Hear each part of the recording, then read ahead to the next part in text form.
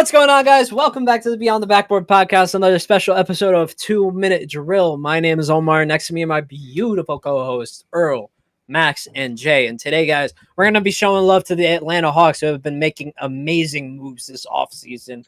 Picking up, Kristaps Porzingis, Nickeil Walker-Alexander, and some Luke Kennard action. We're going to go into it right now. We're going to start off with Earl for his 2 minutes. Yeah, honestly. Oh, do I start? Do you start a timer? Hold on. 2 seconds. Yep. 2-minute timer. Wait, sorry. All right. Yep. 3, 2, go. Yeah, I'll start with my guy, Nickeil Walker-Alexander. I think he was one of the best additions, I feel like, so far in free agency. Great value as well. They got him for the long term. And I think he fits the Hawks timeline. They're relatively younger team, and I think he fits the Trae Young timeline. But, yeah. This Hawks team was missing a lot of defense. I feel like Nickeil fits that. They also added in Porzingis, I think, was a great move as well. So, for me personally, I think the Hawks, we kind of talked about this a little bit on our main podcast. I think they finished around top 4 last year with, Jalen Johnson before he got hurt. They were hovering around 5, and they were playing great basketball. And I think adding all these offensive weapons and defensive pieces as well, I think it just makes them a better team. So I don't see why their floor wouldn't be raised slightly. So I'm putting them at 4 minimum, especially in a Eastern Conference that's dealing with a lot of injuries as far as the top team. So for me personally, someone who lives in Georgia, it's Hawks all day, bro. I'm probably going to go see a bunch of games this year. The roster looks fun. I think Trae Young, finally, they did a good job of locking in and making sure they build around my boy. All right. With 50 seconds to spare, I appreciate you, Earl. Yeah, 50 seconds, brother. Hey, I feel like let's talk about Hold on, that's something. All right, I'll go next. 2 minutes start now. Yeah, again, Nickeil Walker-Alexander, phenomenal player. Really, I mean, getting him on that contract for the Timberwolves, we know how great of a role player he is. I would imagine he's going to come off the bench behind Daniels Dyson, but I do still think that the Hawks, they have flexibility there. You can play both of them together. I mean, Porzingis Kristaps, it's a low-risk move. We talked about it on the podcast before. It's a low-risk move. Replacing Capella Clint, they don't need him. Allowing him to play next to Okongwu Onyeka. Obviously, you've still got young Trae. Young Trae's going to do his thing. Young Trae. Really? Kennard Luke? I'm not huge on the Kennard Luke. What is going on right now? Are we having strokes mid-podcast? No, I'm talking about You're interrupting his time. Let him cook. Sorry. Omar, add another 30 seconds to my clock, please. Kennard Luke, he'll be fine off the bench. I mean, as long as they don't expect him to do anything crazy, I think they're just going to have him play his role. One of the biggest questions for me is definitely going to be their injury. Like, can Johnson Jalen stay healthy for a year? I think is a big deal. What is Newell Asa going to give them? The fact that, they got him again. The fact they got him outside the top 20 in the draft is kind of crazy. Is he going to be NBA ready? I think that's a valid question to ask. With all that said, I do still think the Hawks, I'm not going to put them in that S tier in the East if I had to make like a top like East wheel contenders, like teams that I think are going to buy to come out the East. I do think it is Cavs, Knicks, and Magic. But the Hawks are right there in that second tier of teams that could easily get in at 4, 5, 6. I think they're right up there with Indiana, even without Halliburton and the Pistons. And it would not shock me at all to see the Hawks make a semifinals, if not a conference finals run. Like, I do think they have that chance. I'm not going to sit here and say they're a favorite for that, but I do think they're going to be in that conversation for sure. When you put a good team around young Trae, good things usually happen. I should say a good team that doesn't have injuries. I think we have seen the Hawks be derailed by injuries these last couple of years. So that's a big question for me. And can Quinn Snyder step up to the occasion? Because there are real expectations on the Hawks this year. I know the last couple of years, it's kind of been 50-50. Big year for Quinn Snyder to see what he can do. Snyder Quinn, my bad. You said that a couple of times. My bad. I don't know what about okay. Jay, I'll pass it off to you real quick. We're going to do 2 minutes starting now. So this Hawks offseason, I think they had the second best after the Houston Rockets, of course. But they made literally all the moves possible that they need to do to build a team around Trae Young. One of the worst defenders in the NBA historically. We all know this. This team has wings galore. You got Dyson Daniels, Reese Shea, Asa Newell, Jalen Johnson still. You pick up Kristaps. Finally gets to play with a stretch big. You got Clint Capella for all those years. This man is going to eat. This is the exact team that Trae Young needed. Quinn Snyder is going to cook. I saw this man coach Donovan Mitchell and Rudy Gobert and good teams in the West. He can coach a good team in the East. The East this year, which is very depleted, I like them to be a top 3 seed in the East. I think they're on that S tier of teams in the East, in my opinion, but we will see. But like Max said earlier, I do like their rookie signing too. Ace Newell does everything that these guys do as well. Talking about Jalen Johnson, Shea, he's a guy that they expect to be a two-way 3-and-D type of player. Another guy that will fit next to Trae Young. The only thing that they lack right now that I think they should go out and get is a backup point guard. That is the only thing that they lack. They do have a secondary ball handler. Don't they have Kobe Buffkin? Yeah, exactly. They need a backup point guard. But I do like Dyson Daniels as a secondary ball handler because he did play some point guard on the New Orleans Pelicans. But we'll see. I do like Kobe Buffkin. He doesn't have enough of a sample size to be like, yeah, this is the backup guy. He's gonna get a lot of minutes. Because when it comes playoff time, it's 9 guys. We see it every year. We saw it with the Pacers, saw it with the Thunder.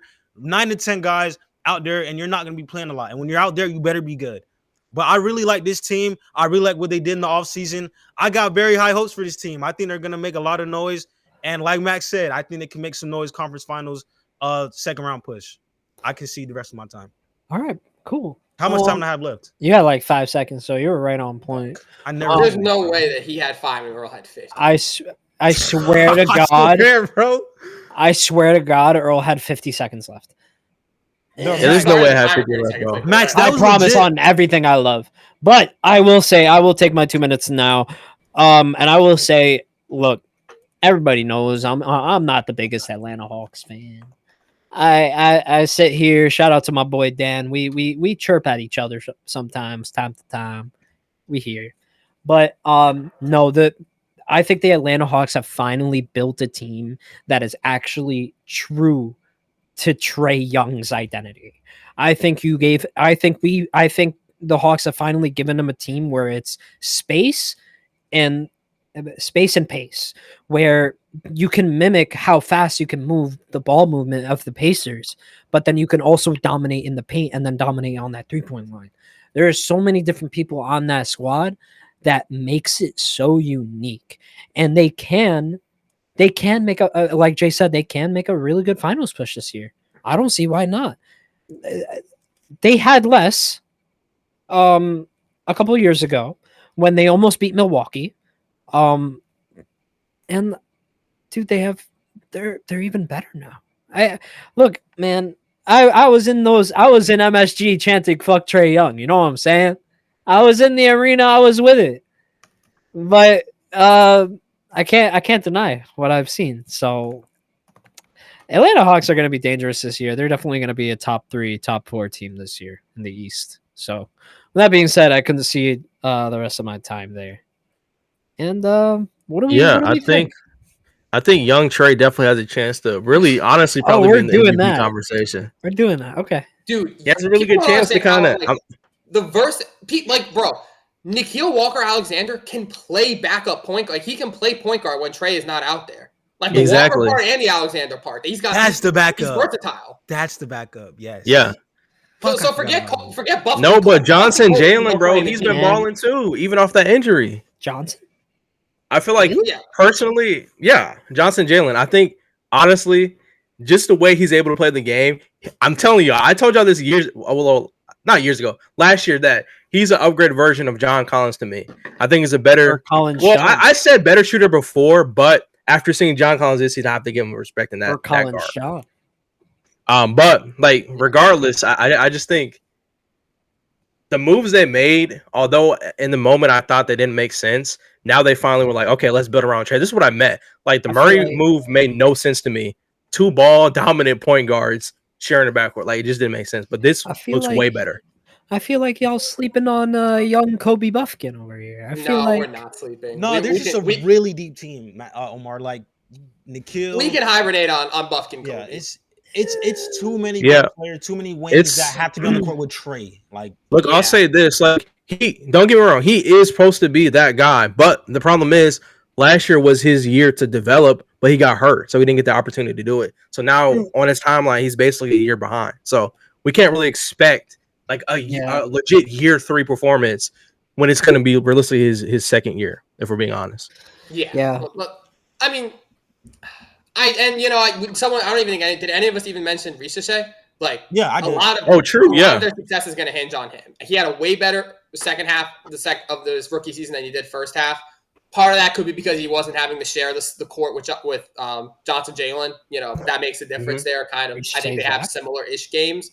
So we'll see if he can coexist with Johnson Jalen, keep his starting spot, just take another step. Then I expect him to be an all-star next year, but I think just steady progression from a number one pick should be at least the floor. You know, I don't see why he doesn't. Into a 20-point a game score in year 2, they would love that. But I don't see why he doesn't. Just step it up.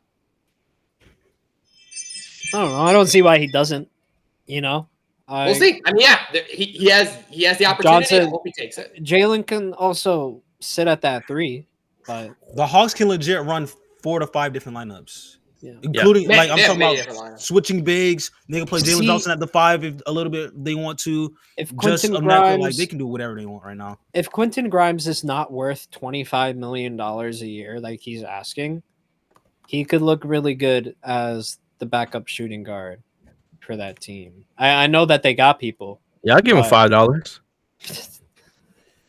Yeah, Early, totally. But no, but if he also about 15,000 a year. Yeah, if he was asking about 15, 17, then I would take him if I'm the Hawks. I think that's a better deal than 25 what he's been asking. But anything else, boys? Anything? No, that's it for me. I'm done. Yeah, Max, anything from you? Nikhil Walker-Alexander. Yeah, that's all. You know, have anything else? Great player. Shout out to Hawks Atlanta. Let's do it. Yeah, shout out to Hawks Land. It sounded like you were saying like a name of a kingdom for a second. It is a kingdom. Thank you guys so much. Appreciate it. Yeah, Kingdom in Atlanta. Thank you guys so much. Appreciate every single one of you guys for this episode of 2 Minute Drill. Let us know what you guys think in the comment section, and we're gonna be here in our wow, I can't speak. Beyond the Backboard podcast room. And every Wednesday, we're going to be here after our podcast. So be sure to be here. And then we post on YouTube later and Spotify. Thank you guys so much. Appreciate every single one of you guys once again. Peace.